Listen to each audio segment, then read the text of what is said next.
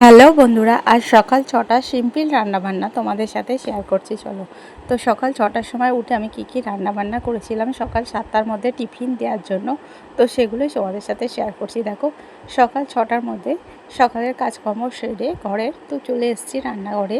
তো দেখো, আমি রান্নাঘরে চলে এসেছি, এখানে ভাত চড়িয়ে দিয়েছি। আর এরপর দেখো, আমি সবজি কেটে নিয়ে কড়ার মধ্যে চাপিয়ে দিয়েছি। কী সবজি কাটলাম চলো তোমাদের সাথে শেয়ার করি। তো করেছিলাম আজকে, দেখো, ঝিঙে কেটে নিয়েছি, ডাঁটা কেটে নিয়েছি, আলু কেটে নিয়েছি।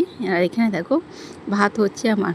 তো পাঁচফোড়ন দিয়ে ভেজে নিচ্ছি ডাঁটা, আলু আর ঝিঙেগুলো। তো ঝিঙে আলু পোস্ত দিয়ে সিম্পল একটা তরকারি হবে। তো ঝিঙে আলু পোস্ত ঠান্ডা বেশ, আর গরমে বেশ ভালোই লাগে। চলো, সিম্পল রান্না বান্নাই গরমকালে বেশ ভালোই লাগে। তো এটাই করছিলাম। তো সকালবেলা আবার যদিও বেলার দিকে আবার রান্না হবে, এটাই সকালের দিকের রান্না বান্না আমার। তো আমি ভেজে নিয়েছি। দেখো, এরপর মশলাপাতি দিয়েছিলাম, লঙ্কা, হলুদ, জিরে, আদা, মশলা সব কিছু দিয়ে ভেজে নিয়েছিলাম। তো ভেজে নেওয়ার পর এর মধ্যে আমি জল ঢেলে দিয়েছিলাম। তো জল ঢেলে দেওয়ার পর তো দেখো, মশলাপাতি যেহেতু ঢেলে দিয়েছি, তো রঙটা বেশ ভালোই লাগছে দেখতে। এরপর আমি ঢেকে দেব তরকারিটা সিদ্ধ হওয়ার জন্য। তো আমি দেখো ঢেলে দিয়েছি। আর এখানে দেখো পাশে চা হচ্ছে, সকালবেলা চা হচ্ছে। আর এখানে দেখো আমি করলা আলু ভেজে নেব। তো করলা আলু ভেজে নেব পেঁয়াজ দিয়ে। করলা আলু ভাজা খেতে কিন্তু ভালোই লাগে, আর গরমে তেতো তেতো টক টক এইসব জিনিসগুলো বেশ ভালোই লাগে। করলা আলু ভেজে নেবো পেঁয়াজ দিয়ে। তোমরা কার কার পছন্দ করলা আলু ভাজা পেঁয়াজ দিয়ে, তো কমেন্ট করে জানিও বন্ধুরা।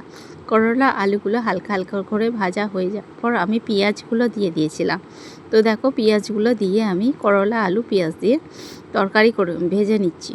তো দেখো, আমার পেঁয়াজ করলা আলুগুলো প্রায় ভাজা ভাজা হয়ে গিয়েছে। তো আমি নামিয়ে নেব করলা আলু।